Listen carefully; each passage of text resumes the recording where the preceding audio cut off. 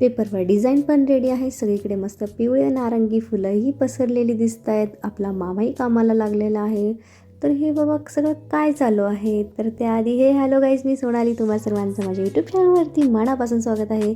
खरं तर खूप दिवसापासून हा व्लॉग पेंडिंग होता, पण हे नक्की काय चालू आहे तर मला सांगायला आवडेल की हे सगळी तयारी आपल्या लाडक्या ओजसचे बोर नाण्याची तयारी सुरू आहे. तर मी हे सांगत होते की खूप दिवसापासून हा व्हिडिओ पेंडिंग होता, कारण की खूप सारं ट्रॅव्हलिंग झालं, त्यानंतर उद्भवलेला आजारपण आणि त्यातून सावरता खूप दिवस गेले. आणि त्यानंतर जेव्हा मी एडिट करायला व्हिडिओ घेतला तेव्हा व्हिडिओचा नक्की हात कोणता, पाय कोणता, तोंड कोणतं काही समजत नव्हतं. खूप जम्बलिंग झालं होतं, पण तरी फायनली व्हिडिओ रेडी झाला. तर मला सांगायला खूप आवडेल की मी कर्नाटकमध्ये आहे, म्हणजे बँगलोरमध्ये आहे. तर मला ह्या वर्षी त्याचं बोरनाणाची थीम मला साऊथ इंडियन ठेवायची होती, म्हणून मस्त असे नारंगी आणि पिवळ्या फुलांचे मी बॅकग्राऊंडला मस्त असं डेकोरेशन करते. तर तुम्ही पाहू शकता रात्रीचे ऑलमोस्ट 2 वाजले होते. मामाने पूर्ण येलो फुलांची माळा बनवल्या आणि नंतर नारंगी फुलांचं मी बनवलं, कारण ते खरं तर आमचं खूप टाईम गेला ट्रायल आणि एररमध्ये.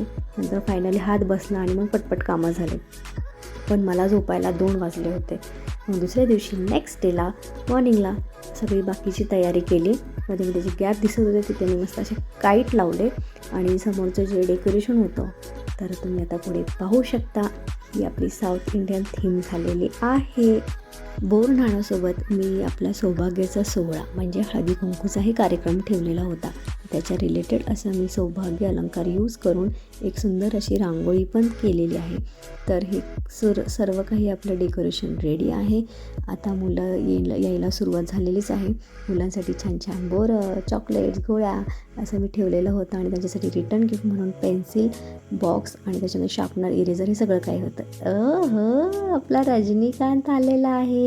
एक त्याच्यासाठी चेहऱ्यावरती गोड हसू तर आलंच पाहिजे, कारण की आपला अण्णा लुंगी घालून आलेला आहे आणि ओजससोबत त्याच्या आयर भैयानेही ट्युनिंग केलेलं आहे. दोघांचंही छान मस्त मॅचिंग झालेलं आहे.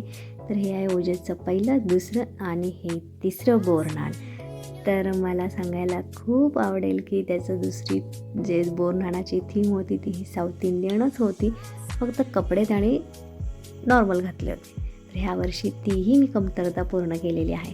तर सर्वांनी छान त्याचं औक्षण करून त्या दीदीने छान असं गोड त्याला तिळगुळ भरून आम्ही सर्वांनी त्याला छान शंभो घातलेला आहे. बोरं, बिस्किट, चॉकलेट, गोळ्या ह्या सर्वांनी मस्त शंभो घातलेला आहे ओजसला. आणि सर्व मुलं इवलीशा चिमुकल्या हातांमध्ये जास्तीत जास्त चॉकलेट गोळा करण्याचा प्रयत्न करतात आणि खरं तर हीच एक कार्यक्रमाची गंमत आहे. आणि सगळ्या चिमुकल्यांनी मस्त एन्जॉय केलेला आहे. आणि नंतर हा कार्यक्रम झाल्यानंतर मी सर्वांना हळदी कुंकू लावलं. तर इथे आल्यानंतर समजलं की असं गालाच्या थोडं पाठी आणि कानाच्या थोडं पुढे पण कुंकू लावलं जातं. मला रिझन समजलं नाही, पण त्यांनी मला तसंच कुंकू म्हणजे आपल्या माथ्यावरती आणि तिथेही लावलं. छान मी सर्वांना वाण दिलेले आहेत. आणि त्याचबरोबर इथे आता तुम्हाला 4च दिसतील बायका, एक जोडी आलेली नव्हती. हे सगळे खरं तर भावाचे फ्रेंड्स होते आणि ते त्यांच्या फॅमिलीसोबत आलेले होते, त्यांच्या मुलांसोबत आलेले होते. खरंच खूप छान मजा आली. मस्त पावभाजीचा बेत होता सर्वांसाठी. त्याचबरोबर काही ज्यूस वगैरे पिलं मुलांनी आणि रिटर्न गिफ्ट भेटल्यानंतर मुलं तर काय खुशच बाबा.